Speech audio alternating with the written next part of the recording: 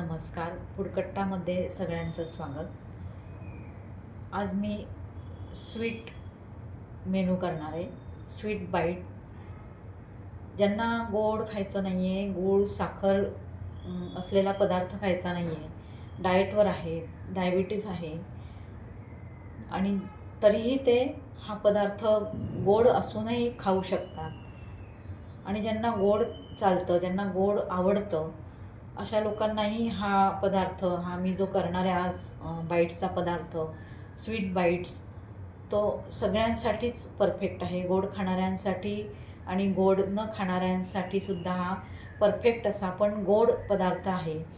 तर ते गोड होण्यासाठी मी काय जिन्नस घातलेत, काय सिक्रेट जिन्नस घातलेत, ते तुम्ही आता रेसिपी करताना बघा. खोबरं किसलंय, सुकं खोबरं, ते भाजून घेऊ.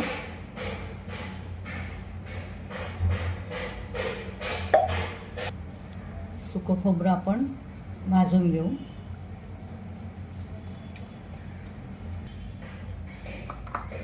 उडीद डाळ घेतली आहे, उडीद डाळ भाजून घेऊ आपण.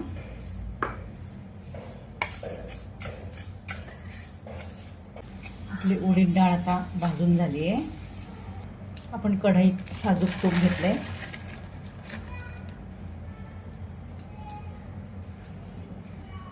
तळून घ्यायचा.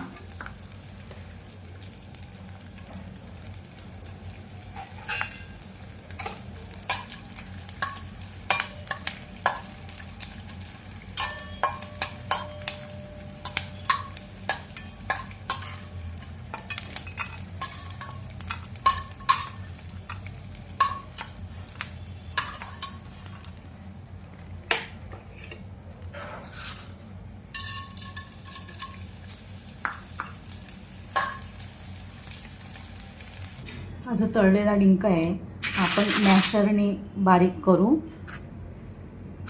मॅशरने बारीक करायचा, नाही तर तुम्ही मिक्सरमधून पण बारीक करू शकता.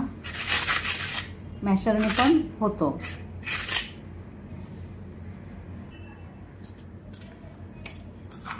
खारका आहे, याचा बिया काढल्या आणि त्या खारक्याची पावडर केली मिक्सरमध्ये.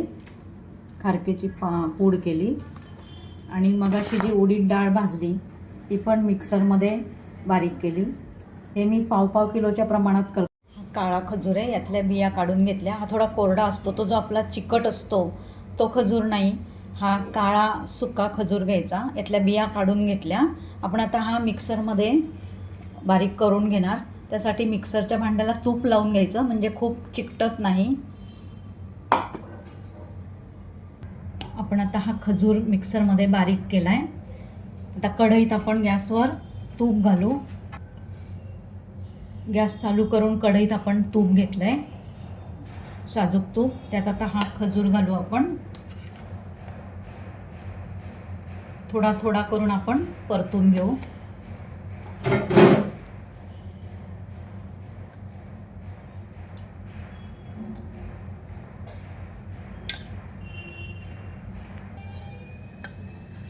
थोडा थोडा करून आपण परतायचा, कारण तो चिकट असतो ना, सगळा एकदम आपल्याकडनं परतला जाणार नाही.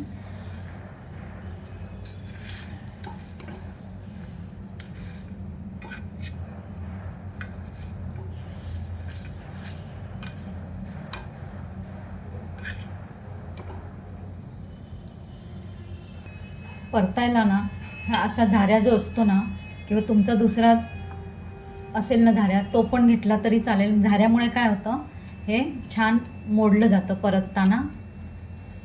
असं फोडून फोडून परतायचा, पण तो चिकट असतो, म्हणजे छान परतला जातो.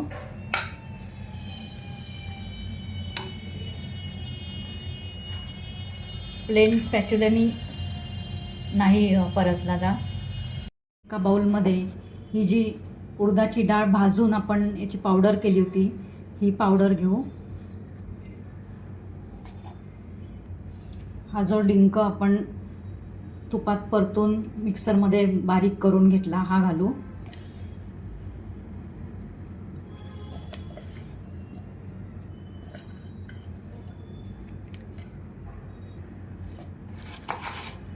ही खारीक पावडर, खारकेतल्या बिया काढून पावडर करून घेतली. किंवा बाहेर रेडीमेड खारीक पावडर मिळते ती घ्या. ही खारीक पावडर घातली आपण.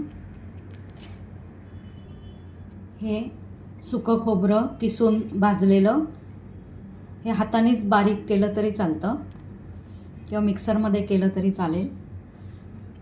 आता आपण हा परतलेला खजूर घालू यामध्ये.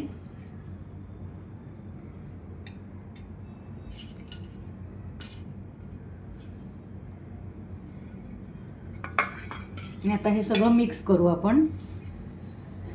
खजूर थोडा कोमट झाल्यावर मी घेतला आहे.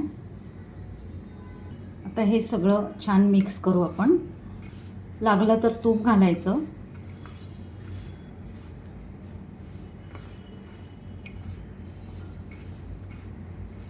गूळ साखर काहीही न वापरता आपण करणार आहे. म्हणजे डायबिटीज असणाऱ्यांसाठी किंवा डाएट करणाऱ्यांसाठी खूप चांगला ऑप्शन आहे. गूळ साखरेऐवजी खजूर, ओला खजूर. ओल्यामध्ये प्रकार असतात. एक खूप चिकट असतो, एक थोडा ड्राय असतो काळा. हा मी काळा घेतला आहे. आपण आता हे छान मिक्स करू. हे सगळं मिश्रण, हे मिश्रण छान मिक्स केलं. यात आपण आता थोडं तूप घालू. तुपाने चव पण येते. आणि ह्याचा आपण आता ना एक असा लांबट गोळा करू.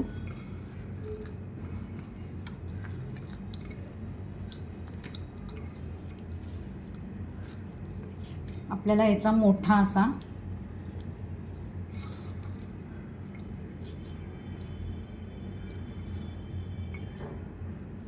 आपल्याला मोठा लांबट गोळा करायचा आहे. तो आपण वेगळ्या पद्धतीने करणार आहे, मी दाखवते. हे मी प्लॅस्टिक कागद घेतला आहे, याला तुपाने ग्रीस करून घेतलं आहे.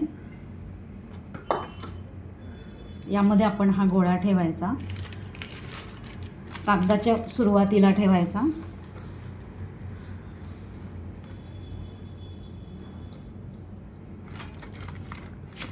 त्या कागदावर हे मिश्रण असं पसरून घ्यायचं.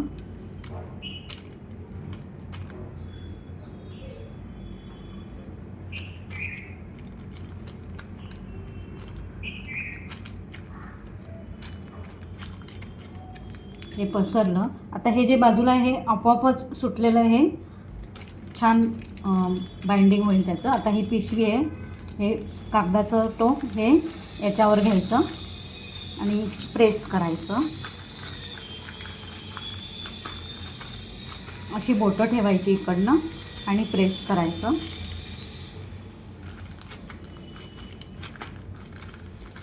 हे उचलायचं, याची पुन्हा एक घडी करायची आणि ह्या बाजूने परत दुसरं प्रेस करायचं.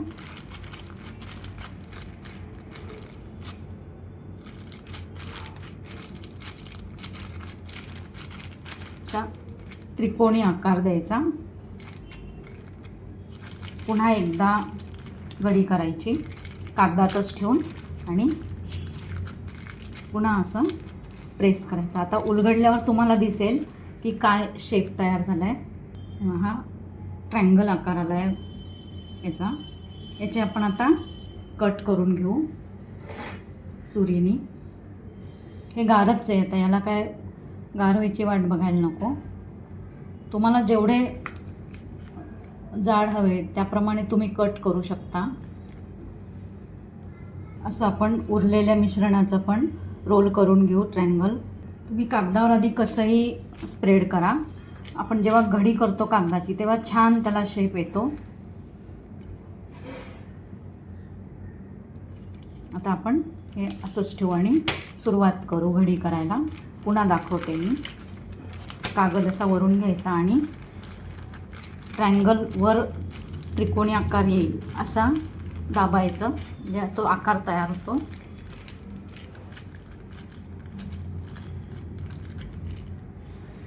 मी इकडनं दाखवते समोरनं.